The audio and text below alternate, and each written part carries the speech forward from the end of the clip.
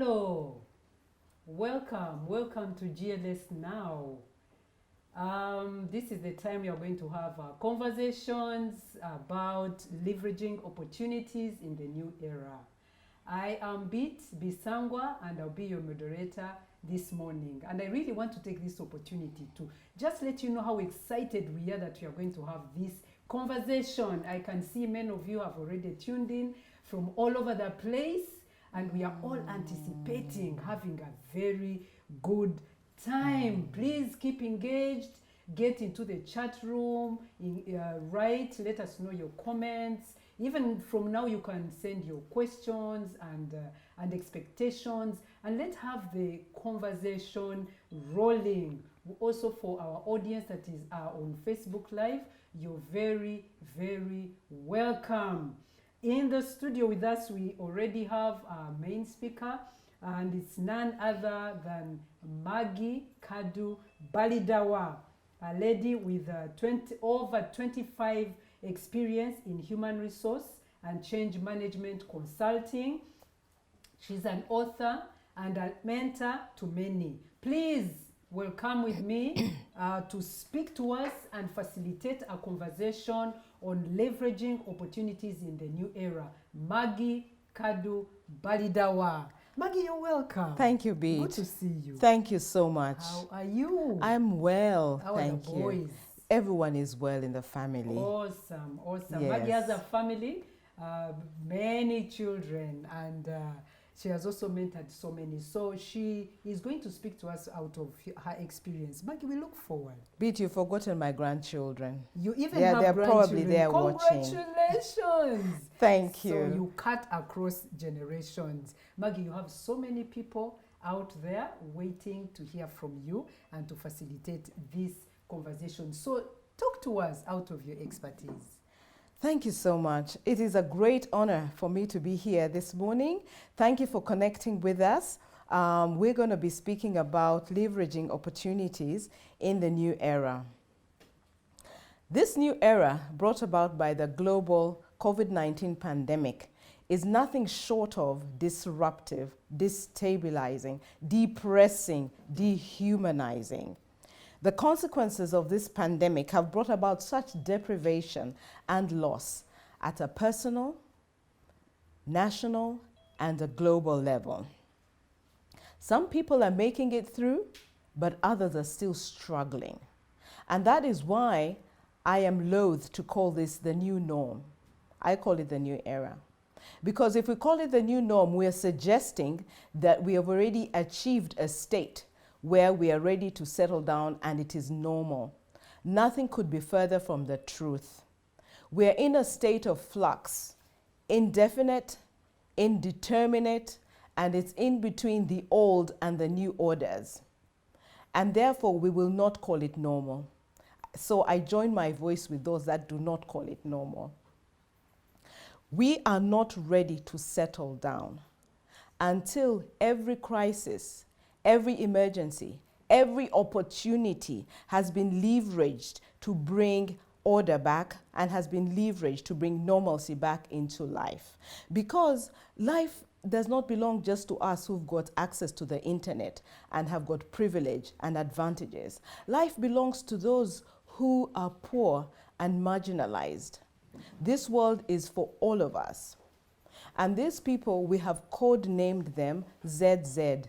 Zenkola Zendia, which is translated into English to mean, I consume what I earn. It is a hand-to-mouth existence. ZZ, that is hashtag ZZ, Zenkola Zendia. Maggie, I like that because in a way you're painting the picture of the situation around us, and yet you're telling us, let's not settle. Right? Yes, we can't settle down until everyone can plug into the opportunities of the new era. Great. You send in comments, questions. As we go on. Thank you. Strategies to cope with this pandemic meant lockdown. Lockdowns meant economic slowdowns. It has been said that this is the greatest recession. This is the greatest economic slowdown since the Great Depression. People are depressed. Employers are depressed. Employees are depressed. Those in self-employment are depressed. There's depression everywhere. And those in the informal sectors, our ZZs, for them, they are really, really depressed. But crisis mirrors opportunity in a converse way. Amidst the negatives, we begin to see contrasting stories of positives, of people that are taking this opportunity to look into their future and live their losses. We are seeing people beginning to engage. We are seeing people adapting. We are seeing people learning. We are seeing people transforming. And I believe that in each and every one of us, there is something in there. There is an idea. There is a solution in there to help us to overcome. And it is born out of something innate, an instinct to protect and to preserve ourselves. So this conversation is about bringing that one out so that we can leverage opportunities. In very simple terms, leveraging means making use of what you have, making use of what's available to you, making use of what is around you so that you can take benefit of the situation. I found a very nice definition by Tony Robbins online, and he says it very nicely. He says that the whole point of leveraging is recognizing that you have already inside of you something to make you succeed, and to succeed especially in times like this. And he says that you begin to realize that you don't need to look outside yourself for any resources for you to pull through. In his definition, there are 3 critical elements. And he uses the analogy of a pole vaulter. You know, a pole vaulter that is going to jump over a very high bar needs speed to catapult himself over the bar and to fall on the other side. So the 3 critical elements in Tony Robbins' definition is speed, catapulting over the bar, and the determination to succeed. First, wait. That is a hashtag right there. 3 elements of leveraging: speed, catapulting over the bar, and determination to succeed. That gives us hope. Talk to us more. Thank you. Let's do a deep dive into what Tony Robbins is actually meaning here and what we understand for ourselves trying to come out of the situation that we are in. By speed, we are talking about a running speed. And it is a running speed, and we can equate it to your response time and your swiftness to take decisions to come out of this situation. And catapulting over the bar means an acceptance and a throwing yourself forward into something new, away from the past, to embrace change. And by determination to succeed, I understand him to say that we bring a mind that is set to win, i.e. we bring a mindset of growth, a mindset that is looking forward and making use of the pain that we are experiencing. Usually, there are 2 kinds of people, 2 kinds of responses to change, and 2 kinds of responses to challenge. And they are a response that is based on resilience and a response that is based on resistance. We don't usually predetermine which way we are going to fall. It is driven by our internal belief systems. Inside there, what are you believing about yourself? What have you been hearing about yourself? Now, all those ones drive which way we are going to fall. And it would be actually quite interesting to see which one of the 2 categories you belong to, or I belong to.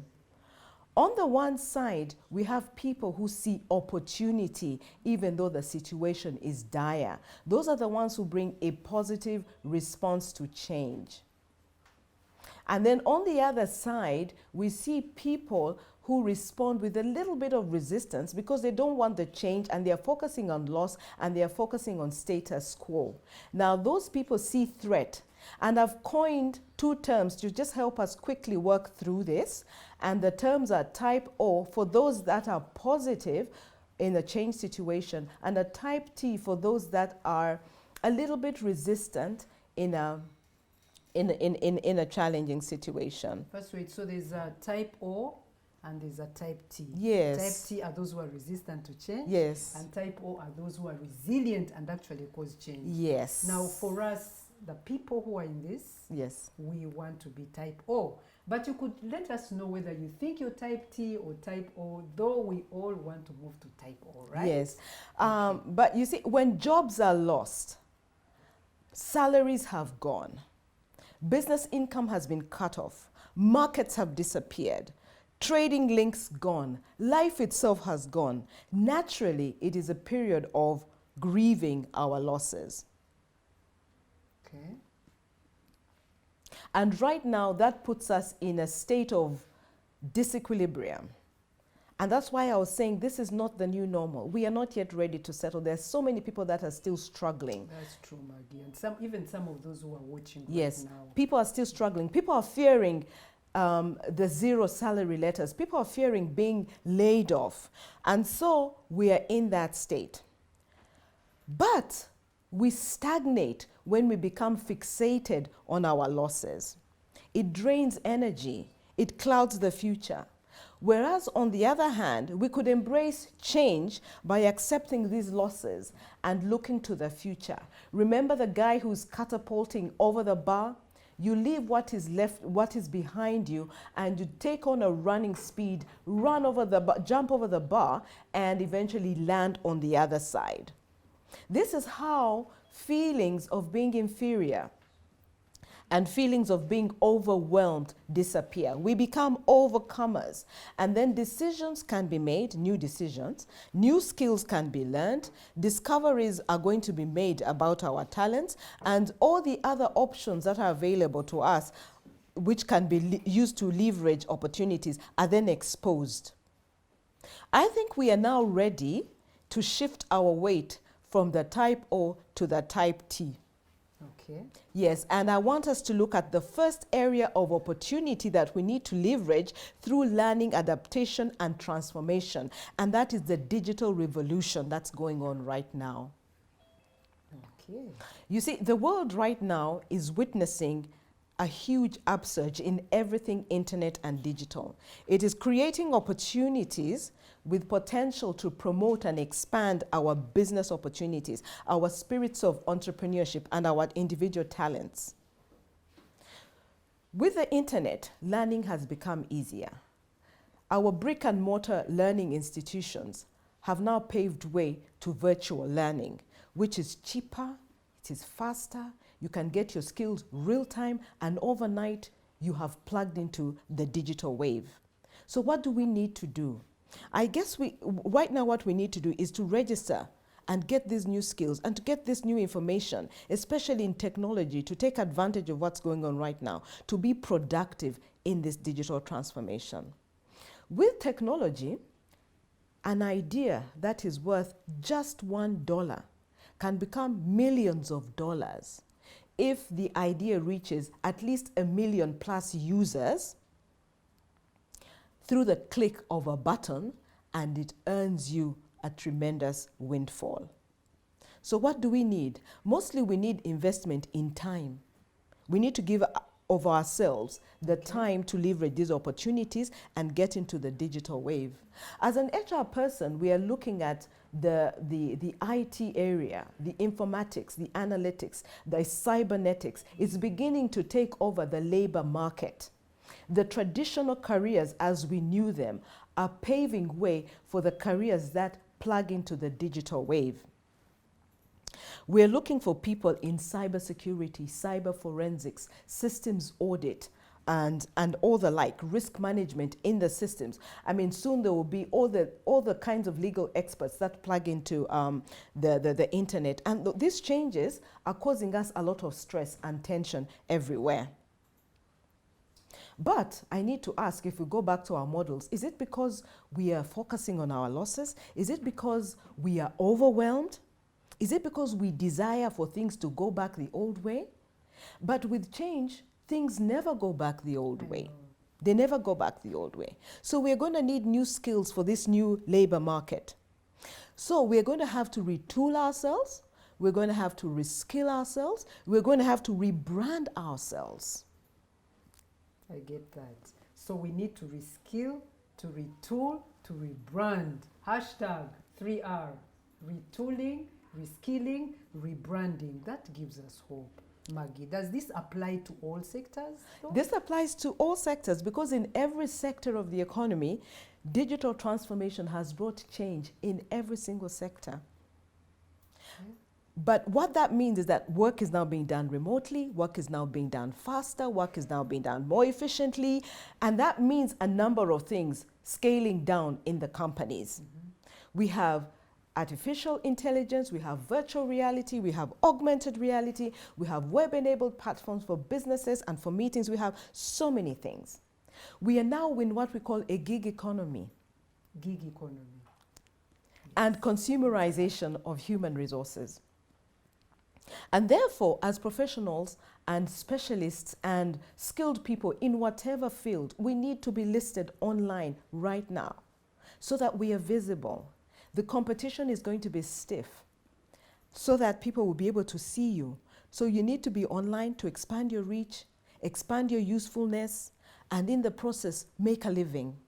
That's true, Maggie. The gig economy is for real here. We've seen people get involved in different things apart from their formal employment or the major activity that they are in. They always have something side, you know, so you will have maybe a teacher having a daycare, or you'll have a manager of a bank having a saloon somewhere. So this gigging is for real. We've seen it everywhere. Yes, and It's the whole true. point about gigging really is not to stagnate when we get into crisis situations like this in the future. True.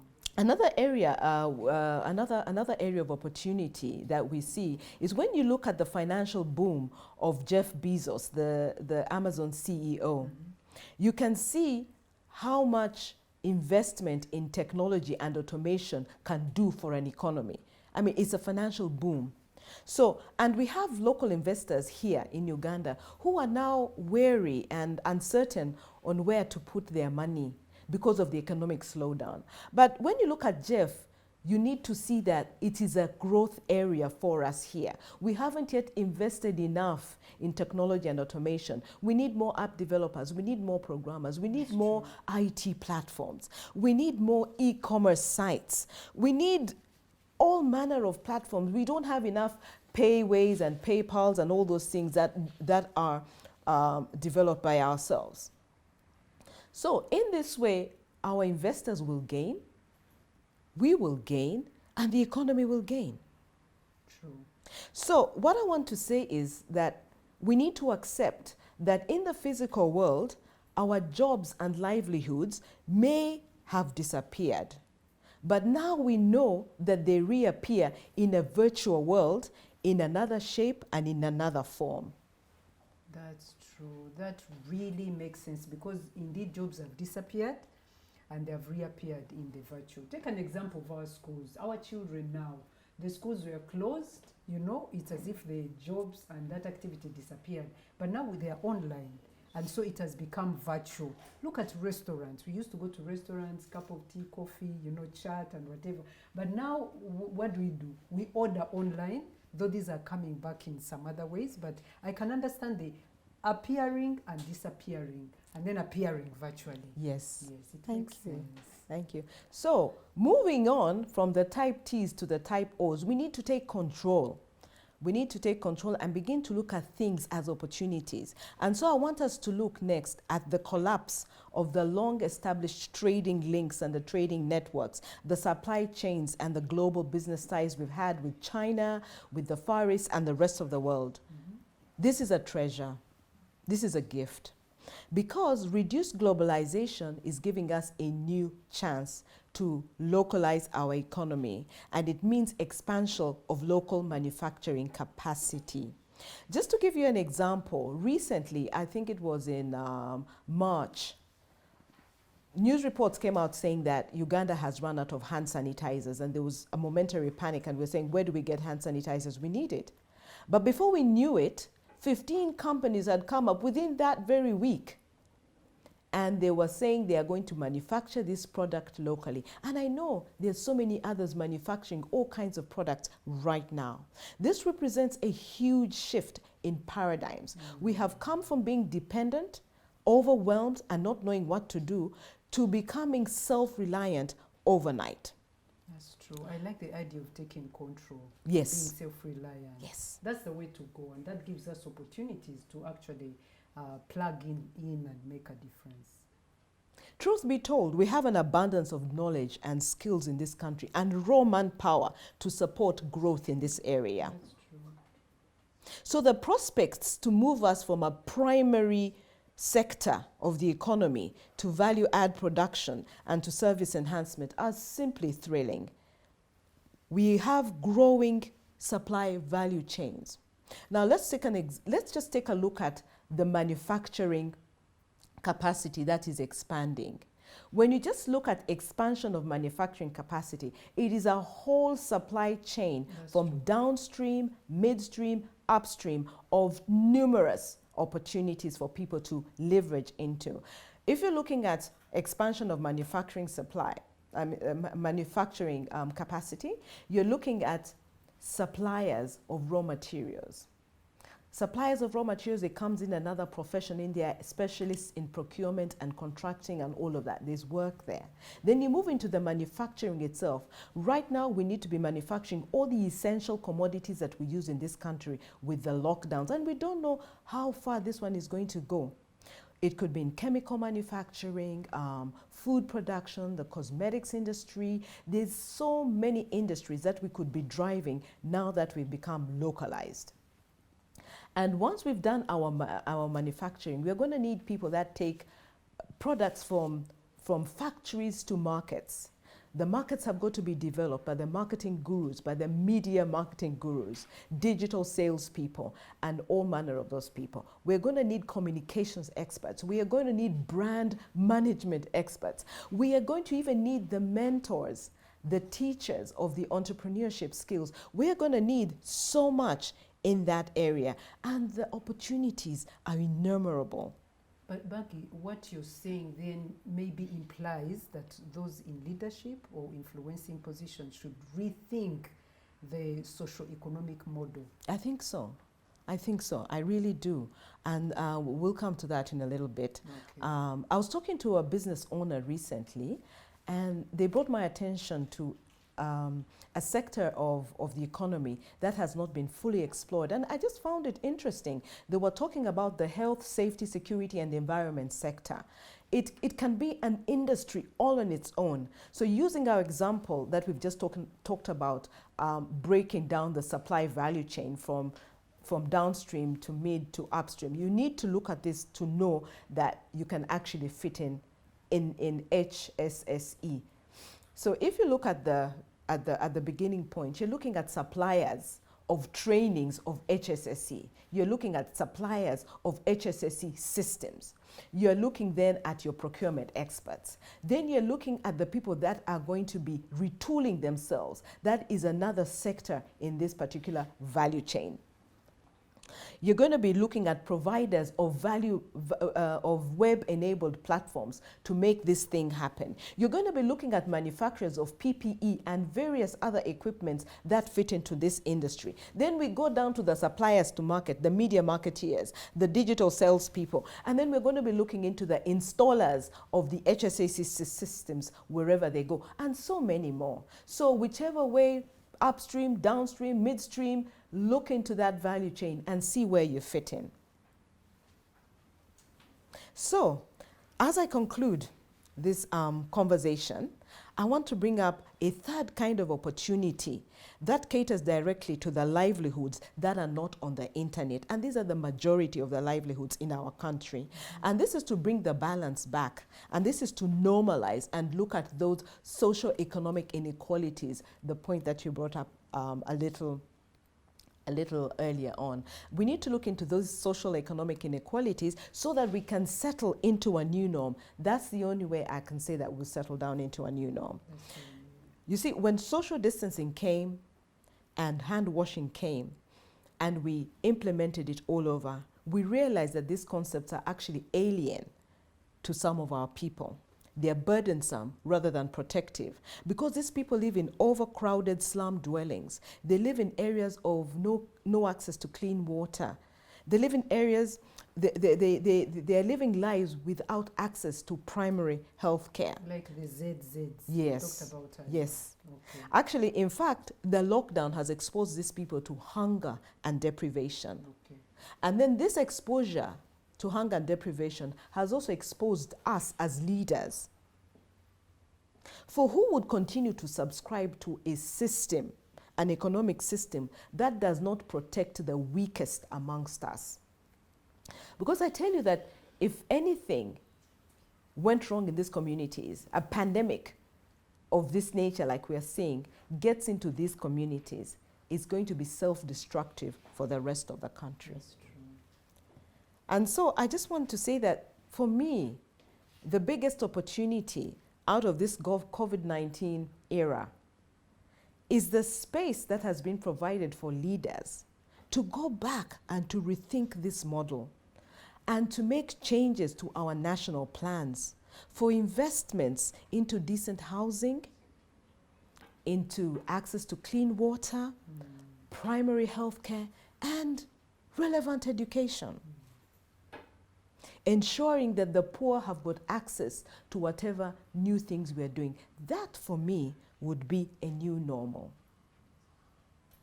Fortunately, technology makes it possible for enhanced collaboration between our policymakers, between our researchers, NGO, and all interested stakeholders to leverage this era for the preservation of the human race.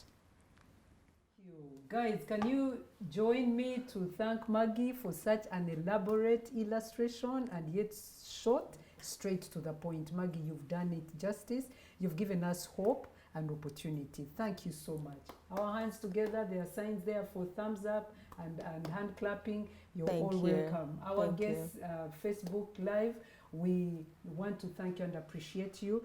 There are so many comments, Maggie. I'm going to look through the comments and look through the questions and answers, and then we see how we can keep this conversation going. We want to appreciate you once again, our participants, for tuning in, for the very interesting comments that have come in and the questions that have come in. Maggie, you can see people are clapping and they're saying thank you very much. We have thank you from GK, we have thank you from Maggie, from Annie, we have Richard saying amazing engagement, they're saying awesome, and Robin Humza has a very good point. He says, let's take opportunities from what we can't import anymore and do local manufacturing. Let us support Bubu, buy Uganda, build Uganda. Yes. And I think that's an awesome point. Thank you, Robbie. Thank you so much. Annie says Bezos is rich by building a platform which links a supplier to end-time user. As Ugandans, let us produce what we can use and build a platform to deliver at home and abroad. They are just re-emphasizing the points that you have made and supplementing, and that is good. Richard Kusima says Jeff Bezos, the one you referred to, does stand out in the pantheon of future-focused, growth-driven people I know. Amazon demonstrates a great model that learnings can be picked from. Awesome. Excellent. Now let me go and look at, I'm looking for questions, but Deng says reskilling, retooling, rebranding. That point sunk. Yes. And they're thanking you, so many wows, so many thanks. Somebody would like to learn more about O&T. Can you just throw more light in a minute on the O&T type people? Okay. Yeah, like I said earlier on, we naturally have two responses when you get bad news. Let me just bring it down. We have two responses. Either you are completely thrown off balance and you fall down and it takes you so long to arrive, to get up, or you get the bad news, absorb it, internalize it, but then make up your mind to survive. And usually the difference between the two is the response time, the speed at which you make up your mind not to stay down.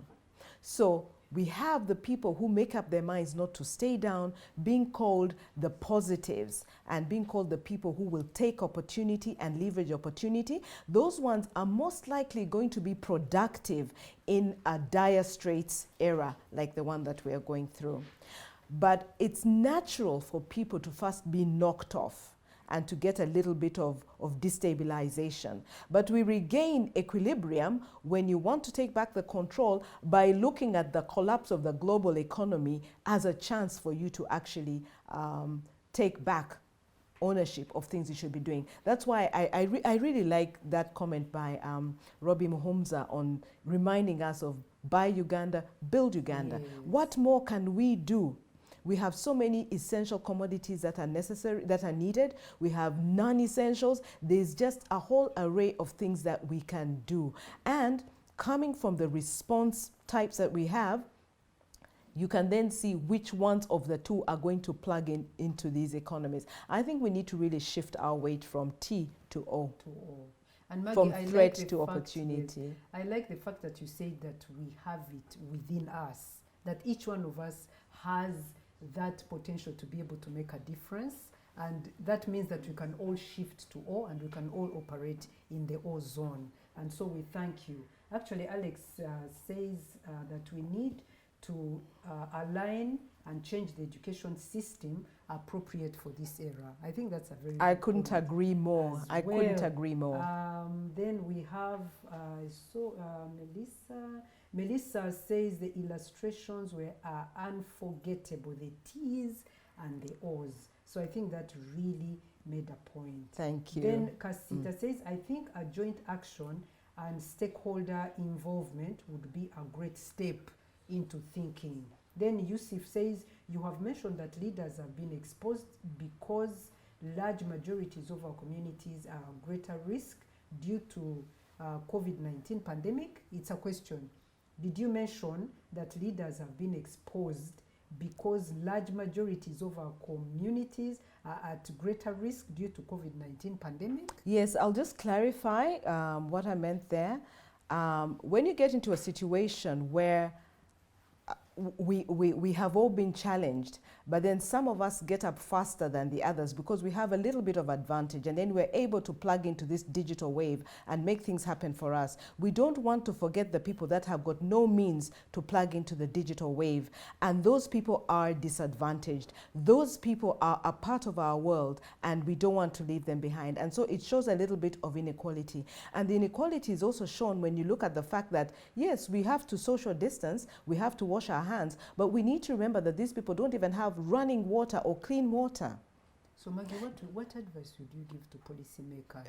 So what I would say is, yes, I did mention that, and therefore we are exposed, because if we had been taking care of our people all along and making sure that there's decent housing, there's running water, there is relevant and quality education. So when we tell people lock down, when we tell people social distance, everybody is affected the same way. So leaders who are in charge of making things happen for our people, we need to be sitting in a place and saying, so what next? How can we equalize this platform so that everybody then can say, social distance, I can afford to keep. We are not leaving 100 people in a little square foot. We've got running water, we've got decent education. If we don't do that, we're exposed. Okay. There's a question from GK, and he says, George, any insights on how opportunities can be leveraged by working from home using the different platforms of technology? Because I know, Maggie, you have an office at your home. So tell us, how do we leverage these home offices? Okay, the home offices, as we've just said, make work a lot faster. They make it cheaper. You're not getting into your car. And even if your contacts were in South America, you don't need a visa. We don't need an air ticket to get there anymore. So these are all opportunities. You can even quantify them and say, I've saved on my air ticket, I've saved on this, and I've saved on the other, and I'm still doing business. That is going to put money into my online account somewhere. So the home offices we have, like I said a little bit before, depending on the profession that you're in, let's get listed. I know so many of us who are not online, but it is competitive out there. I'll just give you an example. For example, in Uganda today, makeup artists are coming into the market by the dozens. They're coming in droves.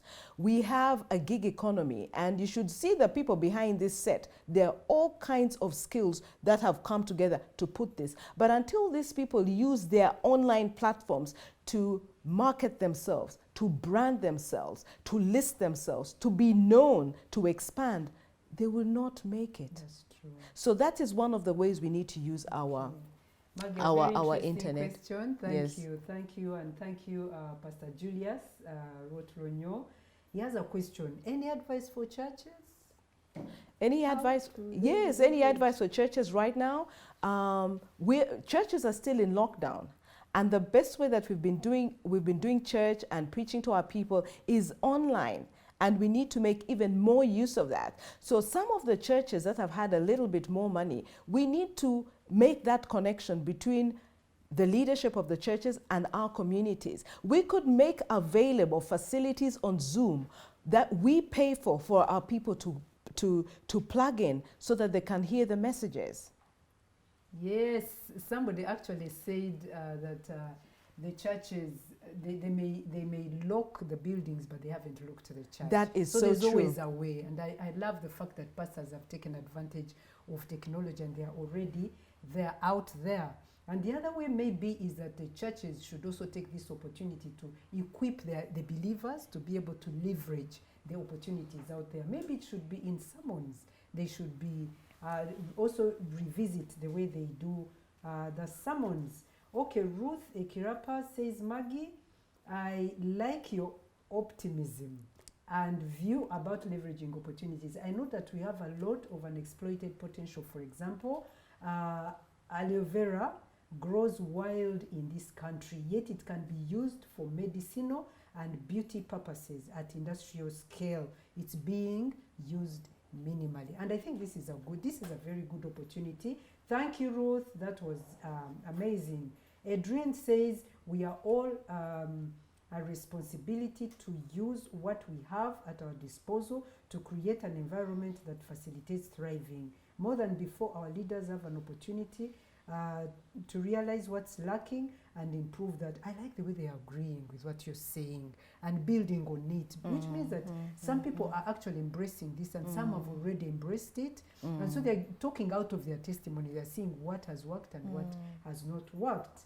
To further enhance Bubu, Alex says, there's need for deliberate government policy to promote the locals.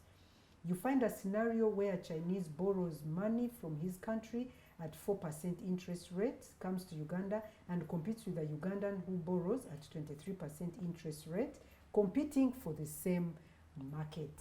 So this is what you are saying, that we need to reinvent or maybe come up with new models, to revisit our models so that the local people are encouraged. Empowered and encouraged, yes. You want to build on that? Yes, definitely. It's an opportunity for our people. And I don't think there's been a time like this where we have been thrown into this quagmire, and we have to look at the inequalities. We have to look at the social economic model, where we have to look at what are we doing. This is the time beat, and I really think that we ought not to waste it. Yes, we ought to get together and to do something about it. Going back to the churches, though, I mean, there's nothing wrong with churches plugging into those supply value chains. Yes, Like? churches could even be the mentors of the entrepreneurship skills. They could be teachers. They can plug in anywhere, downstream, midstream, upstream, while they are still maintaining their role. That's true. As, I've seen yes. actually some churches have marketplace ministries where they are focusing on equipping people with skills to think and innovate and make a difference in the marketplace. And so, yeah, I guess they are getting involved in that way. Okay, Deng says, how can we help those at our term BBC, born before computer era? These are the baby boomers. Count me out. What practical steps can we leaders take? I'll tell you something interesting that is also happening in this era that is going on right now. The baby boomers, the ones that you're saying born before computers, are people like us. But then we have children, we have grandchildren that are in this thing lock, stock and barrel. Their feet are in it. And we are actually learning from them. We took a step, my sister here, Beat and I, we took a step much earlier on to be mentored by young people from the millennial generation to come up to speed with the use of technology and everything that it means for us going forwards. So you can actually follow us now on Facebook, Instagram. We are there. And so I call upon any baby boomer here. Please log on. We're in the digital world. We're not going back. Actually, this era has been called the fourth industrial revolution. It's here with us. It's here to stay. So you either connect, you plug in, or you're thrown out in the sidelines. And you don't want to do that. We want to see how we can plug into their world, understand where they are, understand what they're involved in, how they're operating in the digital world, and then they can then listen to us, because we shall earn the respect, we shall earn the credibility and the competence to be able to help them grow. Maggie, build on that. I just like the tangent this whole discussion is taking, because we want to take advantage of what is before us now. I'll build on that, but just going a little bit back, because we are in this space right now, and we are baby boomers. We were not really into the computers, but guess what? A lot of us in our homes have had to learn how to use Blue Jeans, Teams, Zoom, yes. And so many other business meeting platforms. Yes. And then guess who is teaching us? The people that are teaching us are our children and grandchildren. That's true. They're the ones who are helping us to come online. And when you get stuck, you just call them and they're there. And it's putting us in this space that you're talking about, where we're now interacting. We're getting into that void that has been existing that we hadn't filled. So we are now having these conversations in this virtual space, and we are growing in this thing together. That's and true. Guess what? They're actually taking the leadership. So, and that's okay. Yes. Like you said, this digital revolution is here to stay. It is a whole civilization that is being changed. And so if these young people already are taking the leadership mantle and are showing us which way to go, they are not going to go back. That's so true. Ours really is to invest time in them, to give them the leadership skills and the experience you're talking about, so that they can take this forward and learn from us as they go along in the leadership roles. But Maggie, you know that will take a lot of effort to overcome our stereotypes. You know how the parenting styles in our time was, I speak, you listen, a child is seen, not heard. That won't work. We have to change our paradigms and the way we look at the parent-child relationship. We need to listen. It's going to be conversations. None of us is going to make it alone. You know, as you try to leverage opportunities, none of us is going to make it alone. No one generation is going to make it alone. And so we need the conversations. And these are the platforms that we want to take advantage of, so that we can see what we can learn from one another. Beth says, yes, I agree that churches need to really plug into the marketplace, for instance, supporting business owners and offering platforms like this to the congregations. And it's true, because they have spaces, they have experiences, and they have that spiritual angle that can actually add value to people. So yeah, let's keep the conversation. And GLS now is giving this platform and this opportunity for these kind of discussions. Okay? Luther says the church does need to organize differently. It's no longer a building that matters, but the people who make up the church. The church has the entrepreneurs, the managers, engineers, doctors, etc. The church just needs to allow their congregation to thrive in the church. In other words, the gospel has to have social relevance, okay? Social, economic, and even political relevance. If people want to stand for political platforms, they need to be equipped by their churches. I mean, if the pastors can speak into their lives and equip them and bring all these aspects of politics, then so be it. That's the way we are going to leverage opportunities. Yes, Edward says, I'm loving this. So the conversation is going on very well. I don't know that you want to. Yes, the church, this is actually the time for the church. We're now beginning to understand that the church is not about pews and the building out there. The church is in the people.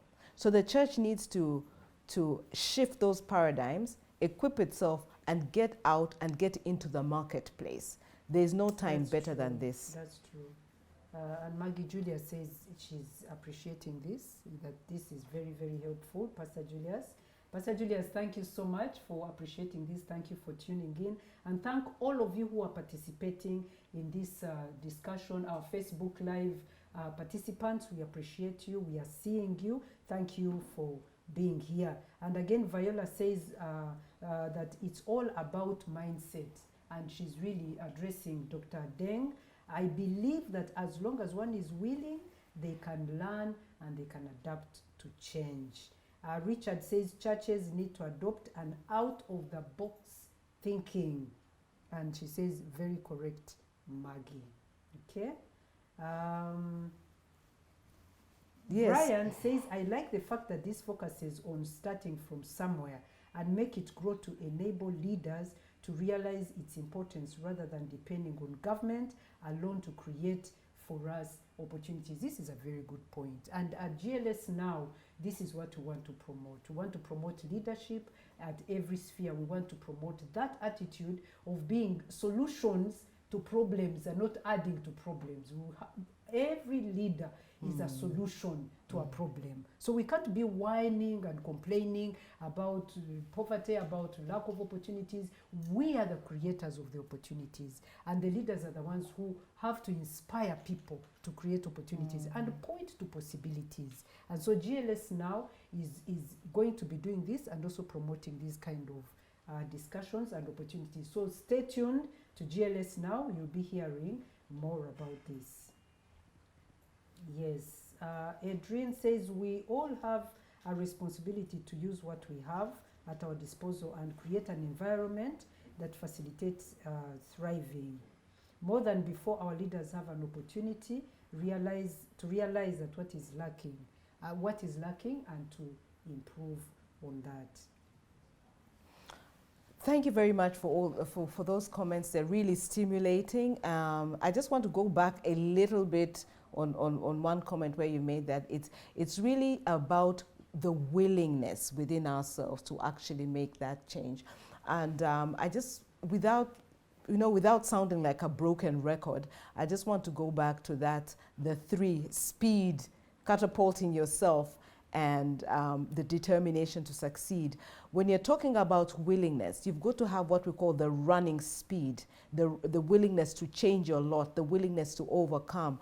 Here we're talking about your running speed, your response to change, your willingness to embrace what you need to do, your willingness to look into the future and leave the past. Yes, we might be mourning, we might be grieving, we've lost a lot. But we can't stay there. We need to be moving. So that willingness is what we're trying to draw out of us. That mindset is what we are trying to draw out of us so that we can make use of what is available to us right now. Okay. So Maggie, you're saying that we need to change. This is going to call for a paradigm shift. And the Arnold is saying, what small steps can we take to effect behavioral change for Ugandans facing this new era? Small steps towards leveraging opportunities, which requires behavioral change. What are those behavioral change steps, small baby steps that we can begin to take? Okay, one of the areas that I think about very quickly, again, I'm using the model that we have put up on Tony Robbins, and then the model on the type O and then the type T. The smallest steps that we can take, first and foremost, is the willingness to learn new skills. So when you see that the labor economy is changing from the traditional to that one which plugs into the digital, we need to click onto that button and register for a new skill. We need to be getting into places where you're evaluating those supply value chains. And the small step is just the retooling or reskilling. You have a new skill.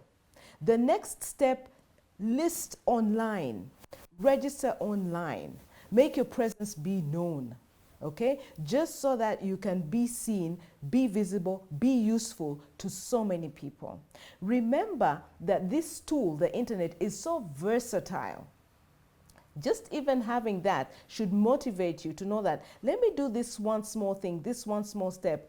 A million people are going to see that one step. And there's nothing for reinforcing new behavior than when you get that kind of an impact out there. It will actually reinforce those small steps that we're taking. When you see the returns on that investment, that behavior will be reinforced, and then we can move on. Adaptation, innovation, and transformation. That's true.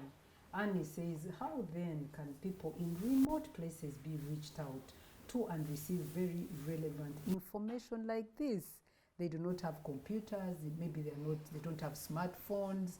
How do they get to learn and actually plug in? The ZZs and that category of people, we are talking about everybody must really come into this digital era. So how does somebody in Chiliandongo, deep in the village, begin to even plug in? That's a very interesting question, and that was the area of the third opportunity that we were speaking to. Yeah. And very close to my heart as well, because we need to address these inequalities. How do they do it? The first and the easiest thing that I can give to us who are sitting on this platform right now is what we call social connections. All of us are connected to ZZs. All of us are connected to people in Kiriandongo. Each and every one of us has got somebody out there who does not have what you have. So opportunity is not just making money for yourself. Opportunity is using this time to also make somebody's lot better. So lift them up. Lift them up, share with them what you have, share with them the knowledge that you have. And even us here at GLS, Global Leadership Summit Uganda, we have got a duty and are committed to go out beyond people who reach the internet into the villages. But right now, in a contactless world, we are not able to actually have those kind of gatherings like we used to have. But through your social connections, we can make a change, each one reaching one. Thank you. Okay. Thank you, Maggie. Thank you. We have a lot of thanks here. We have people thanking us. Thank you, Maggie and Beat from Emmanuel, Kankwasa and Beat. Digital is no longer an option for businesses and individuals. Also, there are skills that can be learned online for little or no cost, which have the potential to grow into big businesses. Dr. Deng, thank you so much for your appreciation.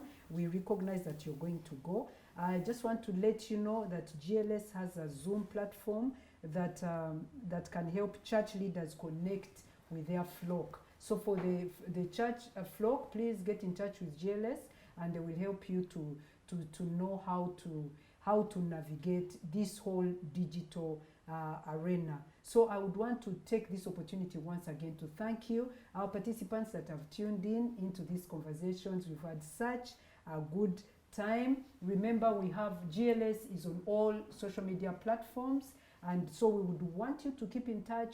We are going to be coming regularly, so make sure that you keep in touch with us. Make sure that we shall have follow us and keep in touch with us. Juliet, thank you for your comments. I'm going to ask Maggie now to give us her last remarks as we come to the end of this.